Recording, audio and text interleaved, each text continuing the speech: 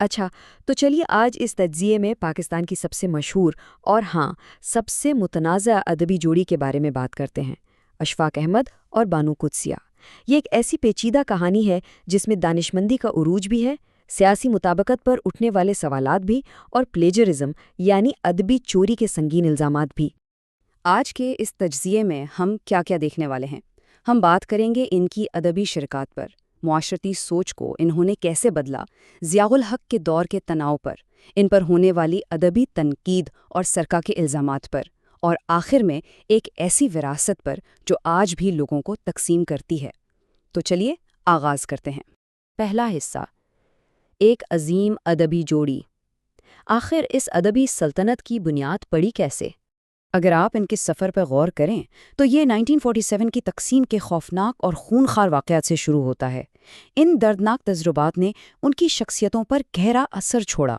پھر 1956 میں ان کی شادی ہوتی ہے، ریڈیو پر اشفاق احمد تلقین شاہ لے کر آتے ہیں، اور آگے چل کر 1981 میں بانو قدسیہ کا ماسٹر پیس ناول راجہ غد سامنے آتا ہے۔ یہ واقعی ایک لمبا اور شاندار عروج تھا۔ لیکن پتہ ہے سب سے دلچسپ بات کیا ہے؟ اس عظیم لازوال شراکت کا آغاز کتنے عجیب اور معمولی انداز میں ہوا تھا۔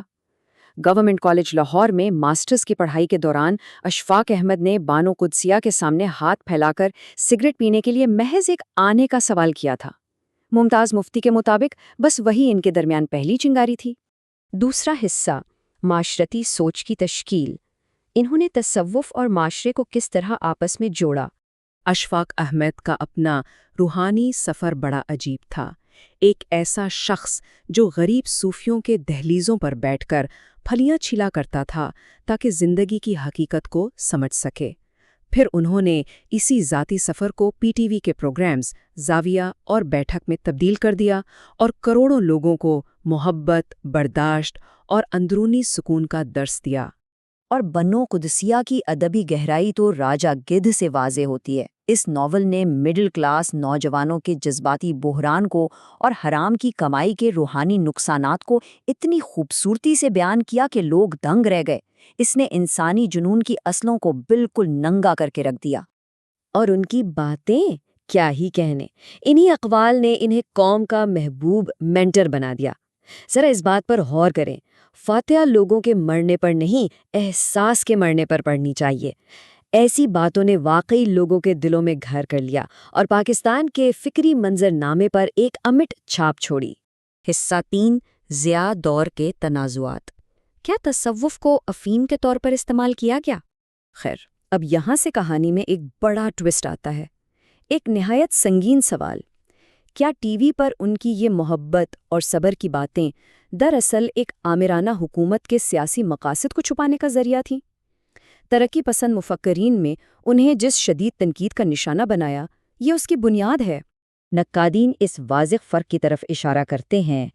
ایک طرف جنرل ضیاء الحق کے سخت دور میں جہاں فیض احمد فیض اور حبیب جالب جیسے حقیقی اور ترقی پسند شاعر فوجی آمیریت کی مخالفت پر جیلوں میں بند تھے، وہیں اشفاق اور بانو کو اسٹیٹ ٹی وی پر سرپرستی حاصل تھی، اور وہ عام لوگوں کو صبر، اطاعت اور سر جھکانے کا درس دے رہے تھے۔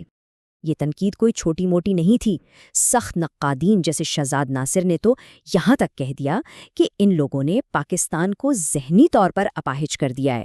ان کا الزام تھا کہ مڈل کلاس کو تصوف کی افیم کھلائی جا رہی تھی تاکہ پوری قوم دولے شاہ کے چوہے بن جائے اور ظلم کے خلاف کبھی آواز ہی نہ اٹھائے۔ حصہ 4، سرقہ اور ادبی تنقید۔ کیا ان کے ادبی شاہکار واقعی چوری شدہ تھے؟ سیاست تو اپنی جگہ، ان کی ادبی شہرت پر بھی بڑے سوالات اٹھائے۔ اشفاق احمد پر یہ سنگین الزام لگا کہ ان کا مشہور پی ٹی وی پلے سونا ملانا پی کی بنیادی کہانی دراصل ایک کلاسک لاطینی ناول کا چربا تھی۔ دونوں کہانیوں میں ایک مرد سالوں بعد واپس آتا ہے اور دیکھتا ہے کہ انتظار کرتی ہوئی محبوبہ اب ایک سفید بالوں والی بوڑھی عورت بن چکی ہے۔ یہ موازنہ واقعی پریشان کن ہے نا؟ بانو قدسیہ کا ناول بھی اس تنقید سے بچ نہیں سکا۔ ترقی پسند ناقدین نے راجہ گدھ کو محض ایک لفاظی قرار دیا۔ ان کا ماننا تھا کہ اس کی فلسفیانہ بنیاد بالکل غیر سائنسی اور بے تکی تھی، اور اس کے ذریعے زبردستی مخصوص اور سخت نظریات آسانی سے متاثر ہونے والے پڑھنے والوں کے ذہنوں میں تھوسے جا رہے تھے۔ آخری حصہ، ایک پائیدار منقسم وراثت، اردو کی مدر ٹریسا یا ریاست کے اعلی کار۔ آج اگر ہم اس وراثت کو دیکھیں تو اس کے دو بالکل مخالف رخ نظر آتے ہیں۔ ایک طرف ترقی پسند دانشور ہیں جو اس سارے اثر کو ذہنی مفلوج مانتے ہیں، جبکہ دوسری طرف عام معاشرہ اور ادبی حلقے ہیں جو آج بھی ان کی استادانہ حیثیت کا انتہائی احترام کرتے ہیں، یہاں تک کہ انہیں ادب کی مدر ٹریسا تک کہہ دیا گیا۔ ان تمام سیاسی تناؤ اور تنقیدوں کے باوجود بنو قدسیہ کے اقوال آج سوشل میڈیا پر کسی آگ کی طرح پھیل رہے ہیں۔ تعلق تو چھتری ہے یا پھر سچ بولنے کا انداز کڑوا ہوتا ہے، آج کی نسل ان باتوں کو بالکل الہامی سچائیوں کی طرح اپناتی ہے اور آگے پھیلاتی ہے۔ تو آخر میں آپ کو اس ایک پیچیدہ حقیقت اور سوال کے ساتھ چھوڑنا چاہتا ہوں۔ کیا یہ واقعی ممکن ہے کہ ایک فنکار ایک ہی وقت میں کروڑوں لوگوں کا عظیم روحانی معالج بھی ہو اور سیاسی دباؤ کا اعلی کار بھی؟ کیا یہ دونوں باتیں ایک ساتھ سچ ہو سکتی ہیں؟ یہ ایک ایسی بحث ہے جس پر غور و فکر ہمیشہ اس جوڑی کی وراثت کا حصہ رہے گا۔ اس تجزیے میں ہمارے ساتھ شامل ہونے کا شکریہ۔